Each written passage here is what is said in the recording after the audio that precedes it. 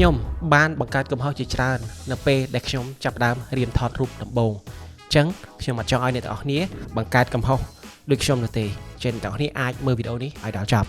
សួស្តីអ្នកទាំងអស់គ្នាមកជួបជាមួយនឹងខ្ញុំម្ដងទៀតដែរថ្ងៃនេះខ្ញុំមានវីដេអូថ្មីដើម្បីធ្វើការ share រំលែកដល់អ្នកទាំងអស់គ្នាហើយជាពិសេសគឺសម្រាប់អ្នកដែលទើបតែនឹងចាប់ផ្ដើមក្នុងការថតរូប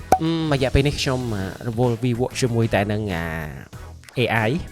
ខ្ញុំបានបង្កើតវីដេអូជាច្រើនពាក់ព័ន្ធនឹង AI នេះគឺផ្លិចនឹងធ្វើមេរៀនសម្រាប់ចែករំលែកដល់អ្នកទាំងអស់គ្នាពាក់ព័ន្ធនឹង photography អញ្ចឹងពេលនេះខ្ញុំមកវិញដើម្បីធ្វើការចែករំលែកដល់អ្នកទាំងអស់គ្នាបាទវិស័យថតរូបឬក៏ការថតរូបវាមានផល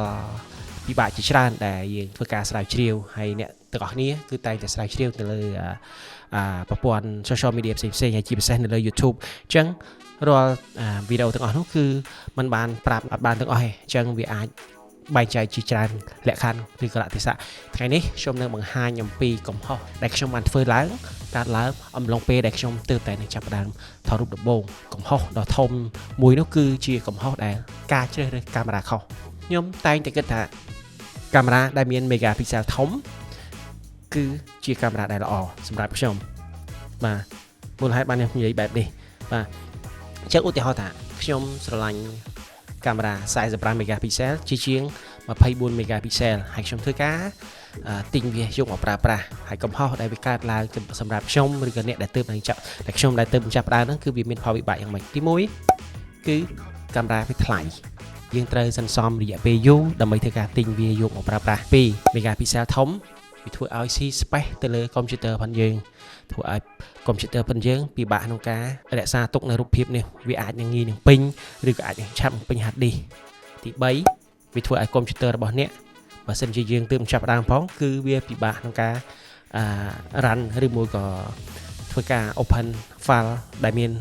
ទំហំធំណាស់អ្នកនរគ្នាដឹងហើយ45 megapixel បើគិតជា raw file វាអាចធំខ្លាំងហើយបើសិនជាយើងទើបតែចាប់ផ្ដើមជាខ្ញុំជឿជាក់ថាអ្នកនរគ្នាអត់មានកុំព្យូទ័រឬក៏ laptop ណាដែលមានកម្លាំងខ្លាំងទេសម្រាប់ធ្វើការងារមួយនេះយើងទើបតែនឹងសន្សំដើម្បីទិញនៅកុំព្យូទ័រធម្មតាឬក៏អាចដាក់ប្រើប្រាស់បានទេអញ្ចឹងបើអ្នកនរគ្នាជ្រើសយក45 megapixel ដែលមានទំហំធំបែបនេះវាធ្វើឲ្យកុំព្យូទ័ររបស់យើងដើរយឺតឬក៏ពិបាកហើយនឹង storage នឹងឯងហើយមួយទៀតគឺទៅលើ memory card បើសិនជាយើងទិញកាមេរ៉ាដែលមាន megapixel ធំយើងត្រូវតែទិញ memory ធំដែរអញ្ចឹងវាធ្វើឲ្យចំណាយកាន់តែច្រើនថែមទៀតហើយមួយទៀត speed នៅលើ memory card ក៏ជាបញ្ហាសម្រាប់កាមេរ៉ាដែលមាន pixel ខ្ពស់ដែរយើងត្រូវការ speed ដែលមានកម្លាំង speed read ហ្នឹងគឺខ្ពស់ដែរអញ្ចឹងវាធ្វើឲ្យតម្លៃនៃ memory card ណាក៏វាកាន់តែថ្លៃផងដែរបាទទាំងនេះគឺជាបញ្ហាហើយមួយទៀត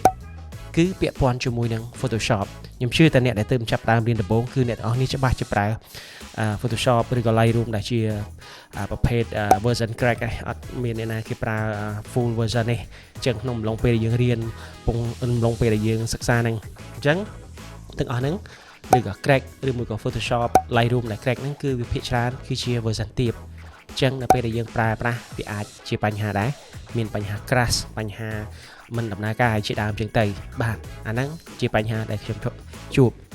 អូខេសង្ឃឹមថាវីដេអូនេះអាចជាចំណេះដឹងសម្រាប់អ្នកទាំងអស់គ្នាអាចយកទៅពិចារណាមុននឹងធ្វើការទិញកុំឲ្យមានអារម្មណ៍ថាខុសដូចជាខ្ញុំអូខេអ្នកទាំងអស់គ្នាអញ្ចឹងបើសិនជាអ្នកទាំងអស់គ្នាចង់ដឹងថា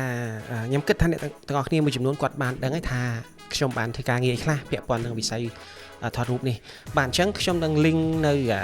profile ខ្ញុំការងារខ្ញុំមួយចំនួននៅខាងក្រោមដែលអ្នកទាំងអស់គ្នាអាចចូលទៅមើលហើយយកទៅពិចារណាបានថាខ្ញុំមានការងារអីខ្លះពាក់ព័ន្ធនឹង photography មុននឹងខ្ញុំសម្រេចចិត្តមកធ្វើវីដេអូចែករំលែកនេះផងដែរចឹងអ្នកទាំងអស់គ្នាអាចចូលទៅមើលនៅក្នុង page របស់ខ្ញុំ page ការងាររបស់ខ្ញុំនឹងធ្វើការ link ភ្ជាប់នៅ